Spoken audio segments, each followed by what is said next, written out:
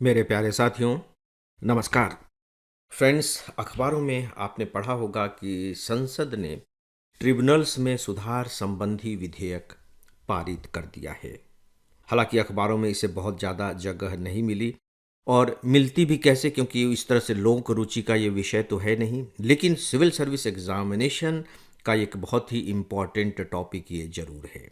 आज मैं इसी पर बात करने जा रहा हूँ, सुधार विधेयक पर। लेकिन इससे पहले मैं एक बात जरूर आप सबके सामने रखना चाहूँगा, और वो ये कि जो ट्रिब्यूनल्स का जो चैप्टर है, आप सबके एग्जामिनेशन के पॉइंट ऑफ व्यू से बहुत इंपॉर्टेंट चैप्टर है।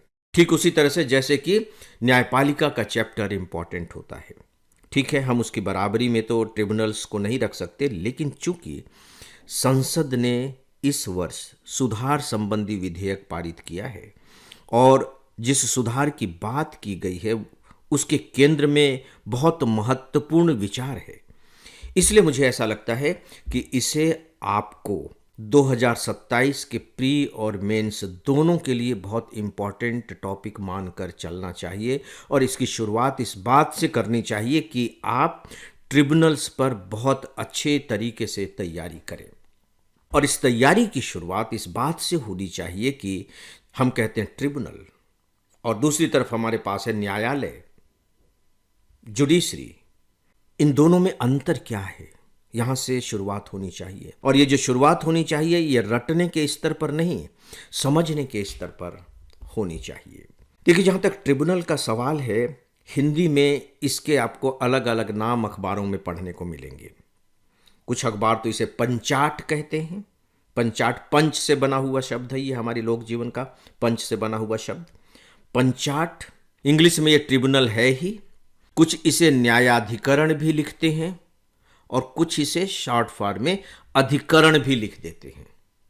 तो ये सब एक ही है, लेकिन इंग्लिश में एक ही शब्द है, ट्रिब्यूनल्स। तो यहाँ आपको किसी तरह का कोई कंफ्यूजन नहीं होना चाहिए। फ्रेंड्स, एक सूचना है कि हम आईएएस के लिए बहुत सारा उपयोगी कंटेंट अपने इंस्टाग्राम पर पोस्ट करते रहते हैं। इसके लिए आप हमारे इंस्टाग्राम को ज़रूर फॉलो करें।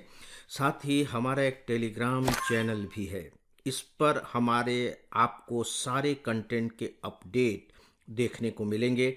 इसे भी ज़रूर फॉलो करें। इन दोनों के लिंक नीचे डिस्क्रिप्शन में दिए गए हैं।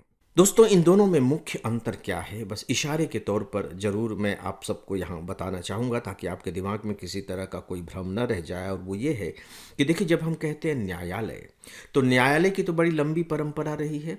और न्यायालय एक ऐसी जगह होती है जहाँ हर तरह के केस दर्ज किए जा सकते हैं। दीवानी मुकदमे भी होते हैं, सिविल के मुकदमे भी होते हैं, और जो इधर उधर के मुकदमे होंगे, आप चले जाइए न्यायालय में, दायर कर दीजिए। तो न्यायालय को हर तरह के मुकदमे सुनने का अधिकार है और फिर सजा सुनाती है न्यायालय।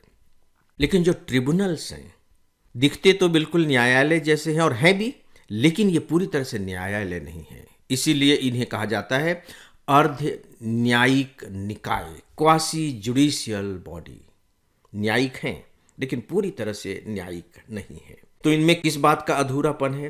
अधूरापन इनमें इस बात को लेकर के है कि जो ट्रिब्यूनल्स बनाए जाते हैं, ये किसी विशेष उद्देश्य से बनाए जाते हैं, विशेष उद्देश्य से, और वो बस उसी उद्देश्य के दायरे में रह करके वो अपना काम करते रहते हैं। जैसे नेशनल ग्रीन ट्रिब्यूनल्स आपने सुना है, राष्ट्रीय हरित अधिकरण।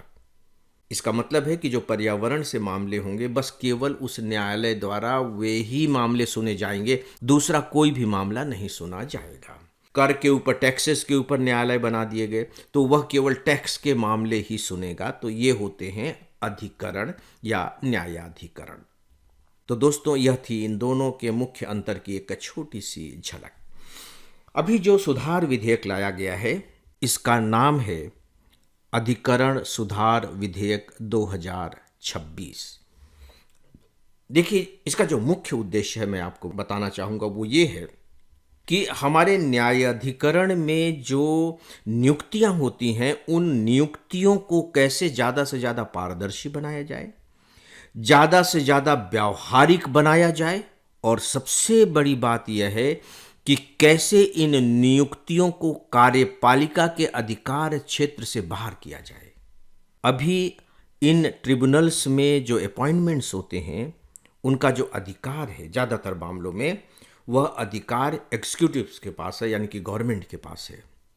और आप जानते हैं कि हमारा जो संविधान है वो सेपरेशन ऑफ पावर के सिद्धांत पर काम करता है कि ठीक है, जो विधायिका है वो अलग तरीके से काम करेगी, स्वतंत्र रूप से काम करेगी, जो न्यायपालिका है स्वतंत्र रूप से काम करेगी, कार्यपालिका है स्वतंत्र रूप से कार्य करेगी।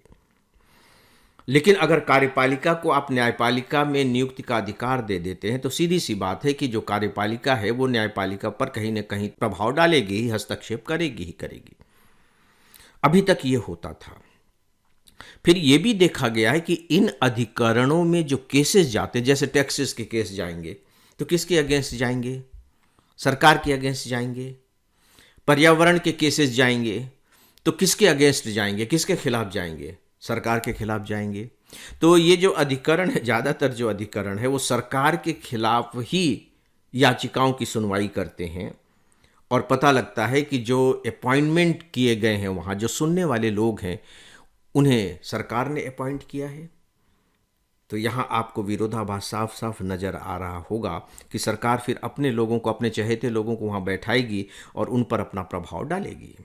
तो इससे भी मुक्ति दिलाने के लिए यह सुधार विधेयक लाया गया है और यह सुप्रीम कोर्ट के बाकायदे हस्तक्षेप के बाद लाया गया है। हम उस पर अभी बात नहीं कर रहे हैं। अखबारों में आपने पढ़ लिया होगा या आगे जाकर के आप पढ़ लीजिएगा, और परीक्षा की दृष्टि से वह इम्पॉर्टेंट भी नहीं है। तो आइए अब देखते हैं कि किस तरह के सुधार की बात इस विधेयक में की गई है। मेरी अब तक की बातों से आपको एक तथ्य तो स्पष्ट हो गया होगा कि जो मुख्य समस्या है वह अपॉइंटमेंट को लेकर के है। तो जाहिर है कि अपॉइंटमेंट में सुधार की ही बात सबसे पहले की गई होगी और यही किया भी गया है। इस विधेयक में इस बात की व्यवस्था की गई है कि अब अपॉइंटमेंट्स के लिए एक राष्ट्रीय न्यायाधिकरण आयोग बनाया जाएगा, नेशनल ट्रिब्यूनल कमीशन बनाया जाएगा, राष्ट्रीय न्यायाधिकरण आयोग। और ये जो आयोग है, यह आयोग फिर अलग अलग जो हमारे न्यायाधिकरण है उनके लिए अपॉइंटमेंट करेगी। क्लियर हो गया? अब ये जो आयोग है, सवाल ये उठता है कि ये आयोग किस तरीके से बनेगा, क्योंकि अगर आपने इस आयोग को बनाने में ही कुछ गड़बड़ी कर दी तो सीधी सी बात है कि फिर आगे भी गड़बड़ी होती रहेगी। तो क्या आयोग में जो अपॉइंटमेंट होंगे, इसका जो स्वरूप बनेगा, उसे सरकार के हाथ में सौंप दिया जाए या क्या किया जाए, किस तरीके से इसका गठन हो? तो दोस्तों, इसके बारे में आप ध्यान से सुन लीजिए, जो अपने आप में बहुत इंपॉर्टेंट बात है।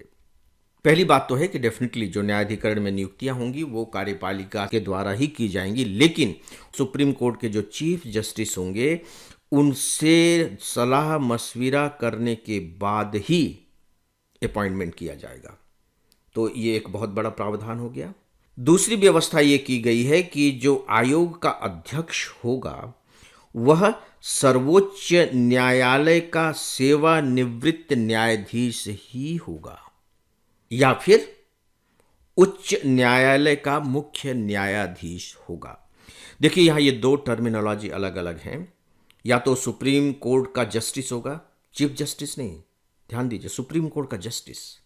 और जो सुप्रीम कोर्ट का जस्टिस होता है वो हाई कोर्ट के चीफ जस्टिस के बराबर होता है। इसलिए ये दोनों ही व्यवस्था की गई है कि भाई या तो आप सुप्रीम कोर्ट के जस्टिस को आयोग का अध्यक्ष बना दीजिए या फिर आप हाई कोर्ट के चीफ जस्टिस को उसका अध्यक्ष बना सकते हैं। ठीक है? और इसके बाद उसमें 2 सदस्य ऐसे होंगे जो उच्च न्यायालयों के सेवानिवृत्त न्यायाधीश होंगे। इनके लिए उच्च न्यायालय का चीफ जस्टिस होना जरूरी नहीं है। उच्च न्यायालय के जो सेवानिवृत्त न्यायाधीश होंगे उन्हें आप इस आयोग के सदस्य बना सकते हैं। इनकी संख्या 2 होगी। तो न्यायाधीशों की संख्या कितनी हो गई? 3। एक तो आयोग का अध्यक्ष हो गया और 2 ये सदस्य हो गए। 3 के 3 न्यायाधीश हुए। और जो 2 सदस्य होंगे वो टेक्निकल मेंबर्स होंगे। टेक्निकल मेंबर्स कहने का मतलब है कि जिस विषय पर उस न्यायाधिकरण को डील करना है, अगर पर्यावरण से संबंधित न्यायाधिकरण है तो उसमें पर्यावरण के विशेषज्ञ हों, टैक्स से संबंधित मामलों को डील करना है तो टैक्स के उसमें विशेषज्ञ हों। इस तरीके से ये जो 2 सदस्य हैं ये विशेषज्ञ होंगे। तो टोटल कितने हो गए? 3 और 2 5। अब आप देखिए कि इन 5 सदस्यों में जो बहुमत है वो न्यायाधीशों का है। 3 न्यायाधीश हो गए हैं।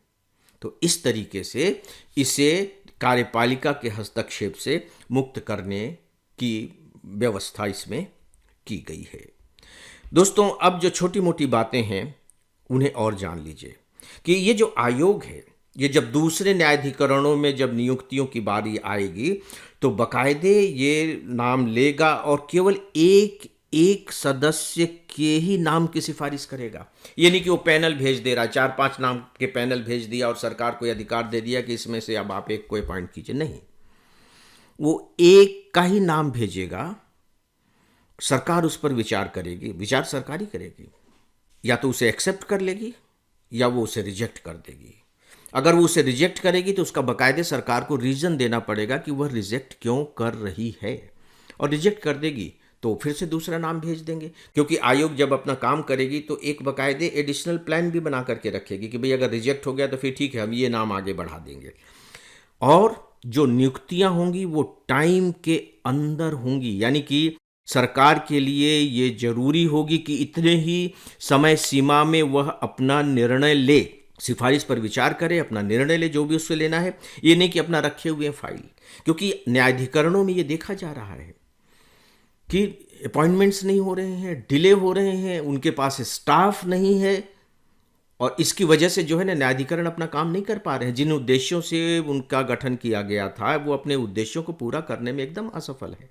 इसीलिए बकायदे इस आयोग के पास अपना सचिवालय भी होगा, अपना बकायदे सचिवालय होगा, ताकि ये अपने काम को सही रूप से अंजाम दे सकें। और ये जो सचिवालय है और बाकी न्यायाधिकरणों में देखे कि कहाँ कहाँ जगह खाली हो रही है, कब खाली हो रही है, और उसके लिए वो पहले से ही व्यवस्था करने शुरू कर दे। तो इस तरीके से दोस्तों इस आयोग के कार्य प्रणाली को रखा गया है, और यही सबसे महत्वपूर्ण सुधार इस सुधार विधेयक का मैंने आप सभी से परीक्षा की दृष्टि से इस पर बात की है। और अंत में फिर से एक बार दोहराना चाहूँगा कि यह टॉपिक अपने आप में बहुत इम्पॉर्टेंट है, इसे ध्यान से सुने, पढ़ें और समझें भी।